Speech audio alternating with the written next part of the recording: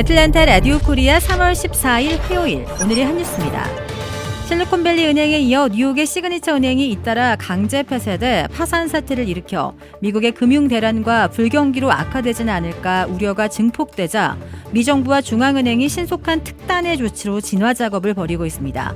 조 바이든 대통령은 어제 긴급 발표를 통해 연방당국의 신속 조치로 미국의 금융 시스템은 안전하다면서 실패한 은행들에 예금한 예금주들이 필요시 예금 전액을 인출하실 수 있도록 보장할 것이라고 확약했습니다.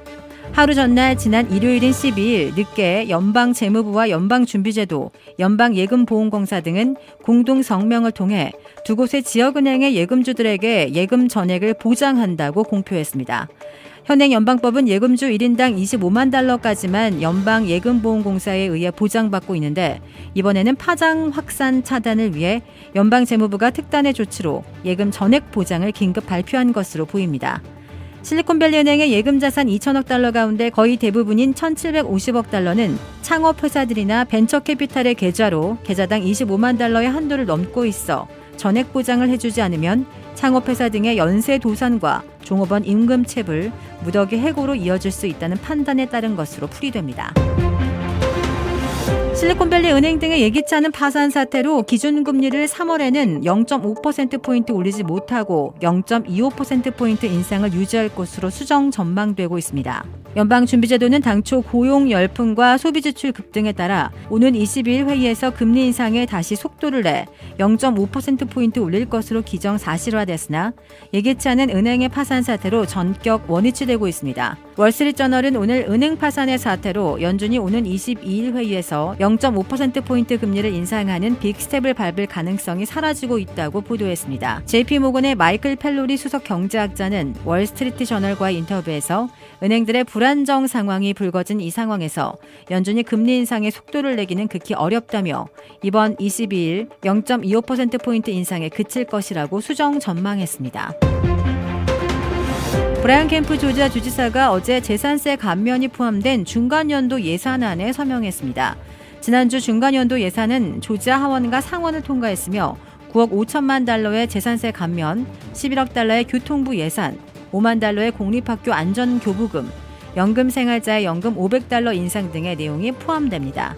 이에 따라 조지아 주택 소유주들은 평균 500달러의 재산세 감면 혜택을 받게 되며 재산세 환급이 곧 시행될 예정입니다. 또한 조지아 상원은 캠프 주지사가 제안한 소득세 환금액 10억 달러를 화요일에 최종 승인할 것으로 예상합니다.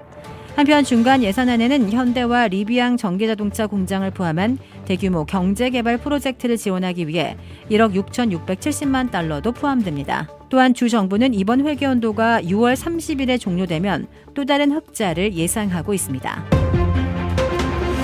우버와 리프트 등 차량 호출 서비스 업체 운전자는 근로자가 아닌 독립계약자로 봐야 한다는 미국 법원의 판결이 나왔습니다. 캘리포니아주 항소법원이 우버나 리프트 등 플랫폼 기업의 운전기사를 독립계약자로 분류한 법률 개정안 22호가 주헌법에 위배되지 않는다고 판결했습니다. 이는 지난 2021년 8월 이 법안이 주헌법에 어긋난다고 판단한 하급심의 판결을 뒤집은 것입니다.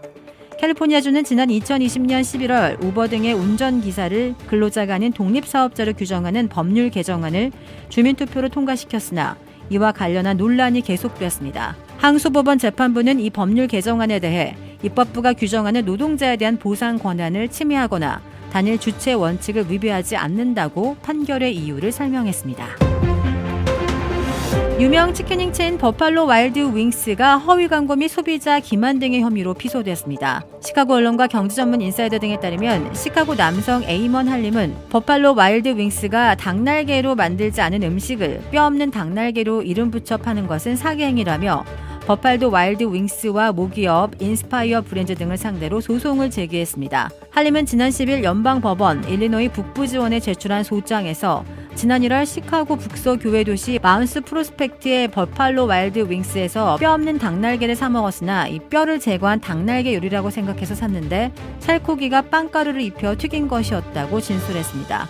그는 성분을 보면 닭날개라기보다 치킨 넛에 더 가깝다며 나를 포함한 다수의 소비자들이 모르고 있었던 사실이라고 주장했습니다. 그러면서 만일 닭날개가 아니라는 것을 알았더라면 구매하지 않았을 것이라며 뼈 없는 닭날개의 오해의 소지가 다분하다고 부연했습니다. 할림의 변호인단은 유사 경험을 가진 소비자들을 모아 집단 소송을 추진할 계획입니다. 주택 구매뿐만 아니라 커머셜, 웨어하우스, 비즈니스 건물까지 부동산계의 큰손 이주환 부동산.